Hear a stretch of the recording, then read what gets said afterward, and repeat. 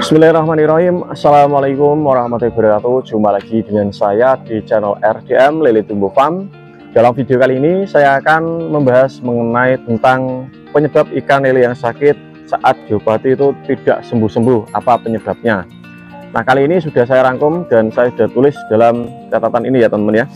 Dan ini sudah saya ringkas ya, mengenai tentang penyebab ikan lele ketika diobati itu lama sembuhnya. Yang pertama, untuk teman-teman yang mungkin mengalami kasus ikan lelenya sakit ataupun terjadi kematian massal, coba teman-teman tonton dan simak video saya dari awal hingga sampai akhir ya. Siapa tahu tips dari saya ini membantu teman-teman dalam proses mengobati ikan lele ya. Yang pertama adalah kesalahan dalam pemberian obat ataupun dosis ya. Untuk teman-teman, baiknya ketika teman-teman memberikan obat pada bibit ikan lele ataupun ikan lele dewasa, teman-teman harus mengetahui prosedur dan juga cara dalam pengaplikasian obat yang teman-teman gunakan. Nah, terkadang dari teman-teman itu sudah tahu di tutup ataupun di bagian produknya itu sudah diterangkan jumlah dosis yang diperlukan, tapi terkadang teman-teman itu malas membaca ya. Nah, menurut saya dalam proses memberikan obat itu teman-teman bisa lebih besar dari dosisnya, lebih besar dari produk tersebut. Mungkin ya dosisnya sekitar 10 mili anjurannya ya. Kalau memang sakitnya itu parah, kita kasih mungkin bisa 15 ataupun 2 kali lipat dari saran dari produk tersebut ya. Karena produk itu dalam pengaplikasian terkadang berbeda dari kenyataan di lapangan ya. Kalau teman-teman memberikan obat untuk ikan lele yang sakit, pastikan sesuaikan obat yang teman-teman perlukan. Semisal contoh obat jamur ya, teman-teman kasihlah obat yang khusus untuk obat jamur. Contoh seperti booster Introvlog ataupun kalau menggunakan catfish, pakailah catfish ya. Nah, selain dari kesalahan dalam pemberian obat, yang berikutnya, yang kedua adalah kesalahan dalam penanganan ya. Untuk teman-teman dalam proses penanganan ikan yang sakit ini, walaupun memang tidak mudah ya, terkadang kita panik ya ataupun asal-asalan memberikan obat ya.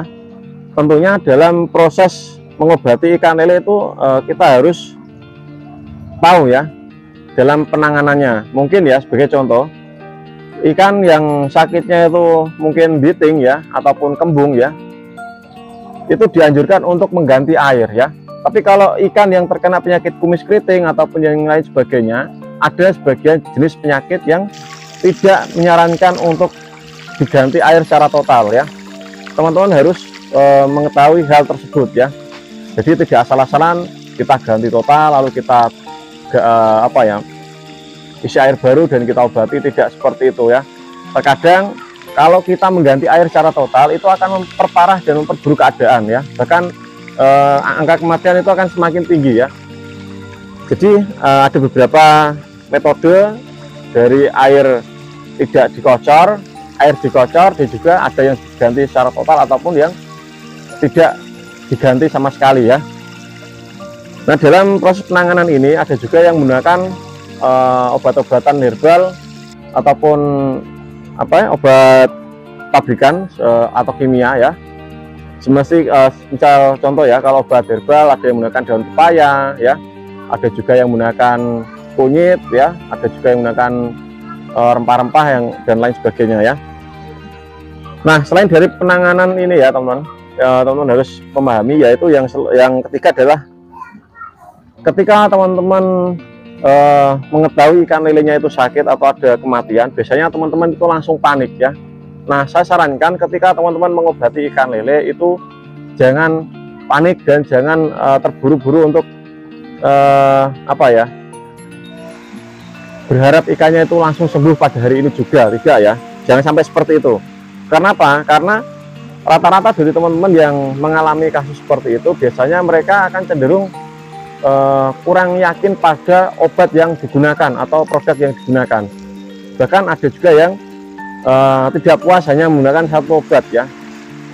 Akhirnya mereka membeli obat A, B, C ya, lalu dimasukkan semua, berharap 1-2 hari itu sembuh, malah akan lebih parah lagi ya. Jadi dalam proses mengobati ikan lele teman-teman itu harus sabar, jangan panik ya. Jadi ketika teman-teman panik dalam memberikan obat pada ikan lele ya, itu akan berdampak juga pada ikan tersebut ya. Itu akan proses penyembuhannya itu akan lama teman ya. Jadi kita harus sabar. Memang dalam proses penyembuhan itu durasinya ya, yang saya tahu itu 3 sampai 1 minggu, 3 hari sampai 1 minggu, tergantung kasusnya ya. Bahkan ada juga ikan lele yang baru hari ini diobati dalam beberapa jam itu sembuh. Itu biasanya ikan yang bukan sakit tapi cenderung ke stres ya, karena dia menggantung ya. Nah, selain dari ketika teman-teman saat mengobati ikan lele itu jangan panik, yang keempat adalah telatnya dalam penanganan ataupun mengobati ikan lele. Ya, ini yang mengakibatkan kenapa ikan lele teman-teman ketika diobati itu lama sekali sembuhnya ya. Jadi teman-teman ya, saya harap ketika teman-teman sudah menonton video saya ini ya, teman-teman lebih cerdas lagi ya dalam budidaya ikan lele. Ikan lele ketika kita memberikan pakan pagi, sore ataupun malam hari ya, bagusnya itu patroli itu pada malam hari. Kita seleksi atau kita analisa ikan tersebut itu mungkin ada gejala ikan sakit ya, ataupun ada ikan yang terserang jamur ya. Kita kalau malam hari itu kita pakai senter itu bisa itu mudah sekali untuk lebih mudah maksudnya, lebih mudah untuk kita melihat secara langsung ya.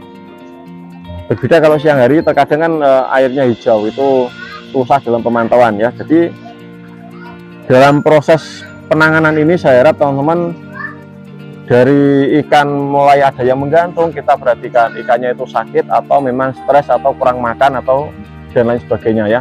Kita harus analisa sejak dini sebelum terjadi penyakit yang menular ataupun lebih parah lagi ya. Nah, yang kelima, ini tips dari saya untuk teman-teman. Sebenarnya dalam proses budidaya ikan lele, baik teman-teman mengalami ikan sakit ataupun tidak, kunci yang pertama yang saya ingin bagikan yang sangat penting sekali adalah ketika teman-teman budidaya ikan lele ya, itu teman-teman harus menjaga kualitas airnya ya. Sangat disayangkan sekali menjaga kualitas airnya itu bagaimana kita mengganti air secara rutin seperti ini, ikannya mungkin 3 hari sekali, 2 hari sekali ya, ataupun setiap hari, tapi tidak secara total, ataupun membuang air sebagian istilahnya ya, membuang air sebagian mungkin sekitar 10% ya, ataupun 5% ya. Selain dari itu teman-teman juga harus memberikan sirkulasi air, jadi air masuk dan air keluar.